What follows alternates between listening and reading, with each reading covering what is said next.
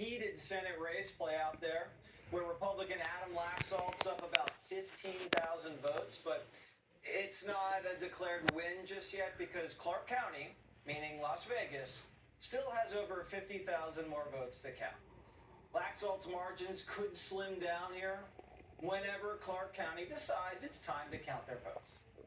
Whether we like it or not, there's no way that we can move any faster than we're currently moving. There are 50,000 ballots, just over 50,000 ballots that still need to be tallied. And over the course of the next 3 days, we'll get them into the system. If we're lucky, we'll know the results in another 3 days.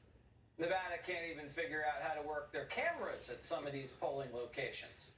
They all went dark in Washoe County last night. No big deal. I'm sure nothing illegal happened when the lights were out and the cameras were off. Over in Arizona, Blake Masters has been making some gains in the Senate race against Mark Kelly, but he's still down about 5. The governor's race, on the other hand, is a dead heat. Republican Kari Lake is pretty much neck and neck with Hobbs, and we think the remaining votes could give her a boost. But when are those votes coming in? Well, Maricopa County has about 400,000 votes left to count. Can't figure it out. When do you anticipate the votes will be counted in total, those 400,000 plus votes? Well, we will be going into next week. There's some onesie-twosies. Alejandro, look at the CNN woman Arizona law, but I think that we'll see the lion's share on the left. wrap up Watch her smile. next week. Early next week, can you give me a day? We're talking Monday, or we? Maybe. As long as you won't hold me to it.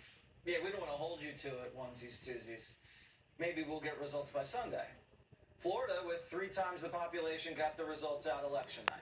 So what's taking Arizona and Nevada so long? Well, Arizona doesn't even start counting early votes until election day. They want the drama. They want delayed results. They designed it this way. They start with mail-in ballots, then they count day of ballots, and then they finally get around to drop-off ballots. Heaven forbid you count everything at the same time. That'd make too much sense. And are they even counting around the clock? Of course not. Poll workers only work from 9 to 5. What's the hurry anyway? It's just an election. And when the poll workers are counting, they're opening up envelopes one by one and challenging signatures that don't match. In Arizona, the law also allows voters to cure a signature. So because we have trained staff who look at every single signature that voter might have on file to find that comparison. If we aren't able to find that comparison signature, we do reach out to the voter. We call them, we text them, we email them if we have that information on file, and we send them a letter. Voters have, by law, until Wednesday at 5 p.m. to cure that signature. Hey, Michael, this is Paul over at Maricopa County Polling Station. Can you give us a call back? It's about your signature on your ballot. Hey, Anne-Marie, we're going to have to send Paul out a letter. They're just sitting around waiting for people to mail in a new signature. Arizona is ridiculous. like the girl that everybody's ready to go out to dinner and, she hasn't even showered yet. Take her time, honey. The reservation was at 7:30, but you know what? Doesn't matter. We'll go hungry. In Nevada, it's just a free-for-all come election day. They have no structure. Just like Arizona, they start counting all votes on election day, even ones that have been sitting in piles for weeks. But in Nevada, they mix them all together in a pile. The mail-in ballots are mixed in with the days of votes, which are mixed in with the drop-off ballots. Oh, yeah, and they also give voters another week to fix their signatures, too. So what's going on here? Elections used to be decided on election night. American Idol can handle millions of votes in a commercial break, but it takes Arizona and Nevada a week? None of it makes sense because they don't want the system to make sense. The longer some of these races drag out for, the better it is for Democrats, because they've created a system centered around ballots, not votes. It's not about winning your vote anymore. It's not about persuading you. It's about flooding the state with as many ballots as possible and getting them filled out Democrat. And you'll never guess who's involved in the ballot game. The second gentleman, Kamala's main squeeze. Kamala and Doug, by the way, Doug crisscrossed the country.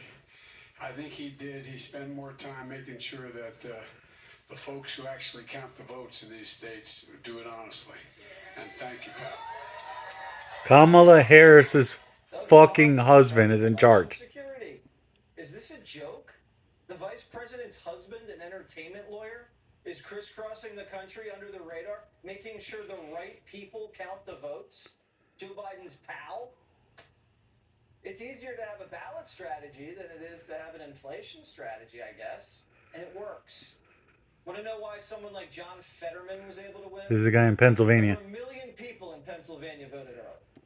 You get 50 days before an election to get your ballot in. 50 days. So Democrats have a month and a half head start to work their ballots. Over 20% of all ballots in Pennsylvania came in before Election Day. The Democrats were working their tails off for those 50 days. Were the Republicans? I don't know. Doesn't seem like it. Fetterman hid his condition for months. Debated a week before the election, showed he couldn't talk, but by then it didn't matter. He had a stroke in May. Thousands of votes already. And somehow he still won, even though he doesn't look right. In Arizona, we're seeing the same thing play out. Katie Hobbs didn't even debate Carrie Lake. She didn't think she had to. She was Secretary of State and she knew the game better than anyone. Arizona had about 1.5 million early ballots come in. Do you think it was because people couldn't wait to vote for Katie Hobbs? Probably the lamest candidate of this election? No. They just flooded Arizona with ballots. Katie, as the Secretary of State, is in charge of running the elections where, there happened to be an ink shortage. They blew out 20% of polling machines in Maricopa County on Election Day. How does the candidate for governor get to be in charge of running the election for governor? Well, because she refused to step down and the liberal media didn't put any pressure on her. The only reason this race is tight is because Carrie Lake is a great candidate. And I want to point out, this happened, okay?